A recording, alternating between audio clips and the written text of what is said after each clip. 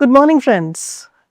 Welcome back to this special series that we are having, the most expected questions of Anthropology Optional for UPSC CSE 2026. Here I also have to tell you that these questions are not only for the students who are going for the main examination in 2026, even for the other students who are trying to add value to their preparation, these discussions will be of a great help. So today the topic that we are going to deal with is reflexivity in anthropology. I know several terms we are trying to discuss in this series which may look to be very new to you and you might be confused, should I do it, not do it. Don't come into that kind of a dilemma. Kindly study these topics and understand them, and also try to write and get them evaluated on Sosin's website so that you will be able to understand what are the drawbacks, what can be the improvements of your answer. So today's topic is reflexivity in anthropology. Now, what you have to understand here is, all along you must have studied this as a subject that tries to understand, that tries to study the others. So, others are the subject matter, but in reflexivity, in one line, anthropologist himself becomes the subject matter. I think there ends the entire story of this particular topic. And hence, as you can see, who is studying the anthropologist? And hence you can see the change in the discussion now.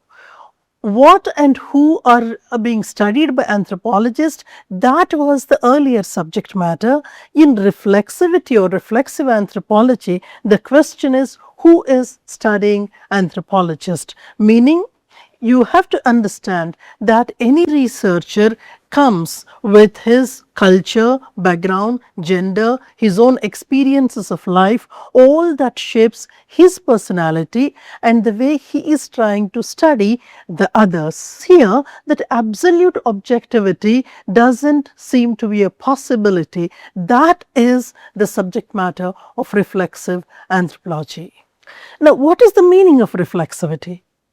It is that anthropologist studies himself while he is studying the society.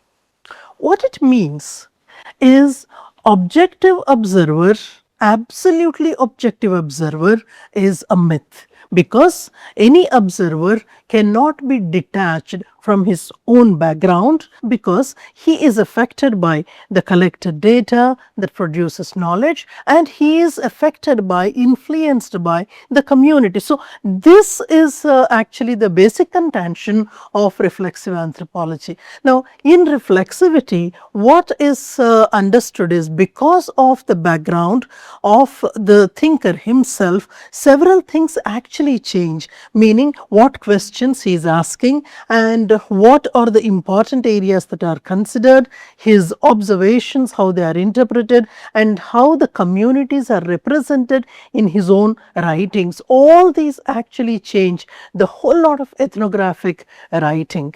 You must have seen this kind of a discussion in postmodern anthropology. Now, let me bring to you the basic picture of how reflexivity emerged in anthropology.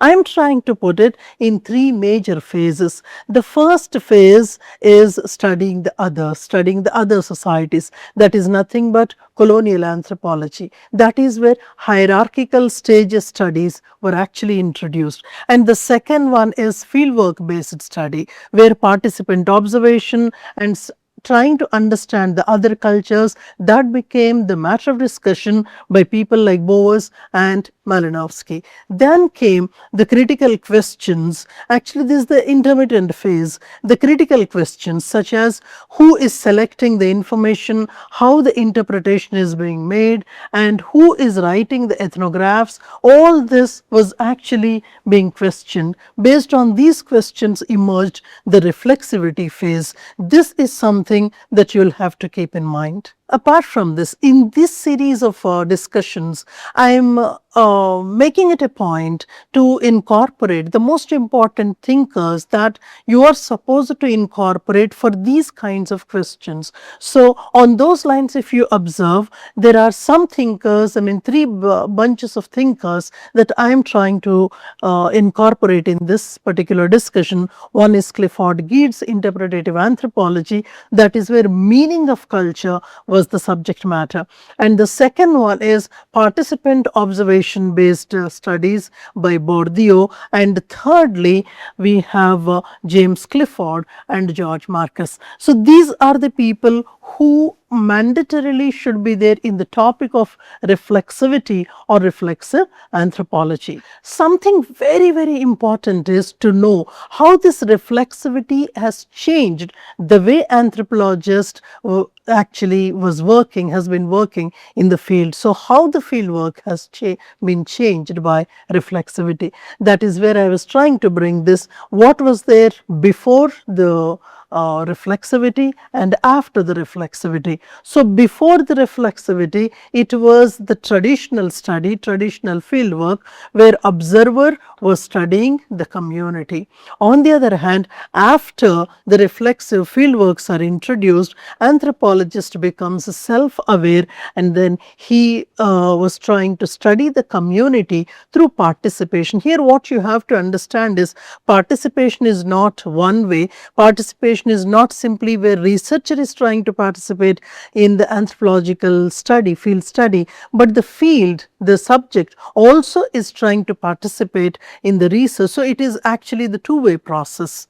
And apart from this, you also have to understand that there are three major aspects of field work in reflexive anthropology. One is the researcher's background or position, his gender, nationality, class, ethnicity and all that stuff, because all these actually mold the way he presents the theory, the way he shows his perspective. Apart from this, it also, reflexive anthropology also tries to understand the power relationships, meaning who is actually assigning this job to the researcher, because he is the one who might be taking the benefit of the research. So, based on who is the beneficiary, one can understand why this research is what it is. And thirdly, the ethical responsibility of the researcher towards the field, towards the subject, and towards the overall discipline as such. We are also trying to do something else in this series. Whatever topic that we are trying to discuss, we are trying to apply it to Indian anthropological context. So, it is from that point of view we see that within Indian anthropology, reflexive anthropology took the discipline from studying the tribes to studying the tribal voices. This is really incredible. When I say tribal voices in the contemporary shift, whatever issues are there in terms of the tribes, displacements and all the plethora of aspects and the governance related issues in the field of the most disadvantaged. So, anthropology becomes the study of tribal voices, meaning in a way it is trying to incorporate the viewpoints of the disadvantaged sections. So, meaning that this is where you have administrative anthropology or development anthropology in the applied senses emerging in the reflexive phase. And also you need to remember the key thinkers who can be incorporated in this reflexive anthropology. Some of them I am trying to mention here, that is Elwin, Vidyarthi and Khaka. These thinkers seem to have applied the reflexive mode of writing in their anthropological accounts. Taking you forth from here, I am trying to bring to you two important questions that you can try writing. One of them is, reflexivity has transformed anthropology from the study of the others to a critical examination of knowledge production itself. This is one question. Critically examine the role of reflexivity in contemporary anthropological fieldwork. These are the two questions. You can try answering them.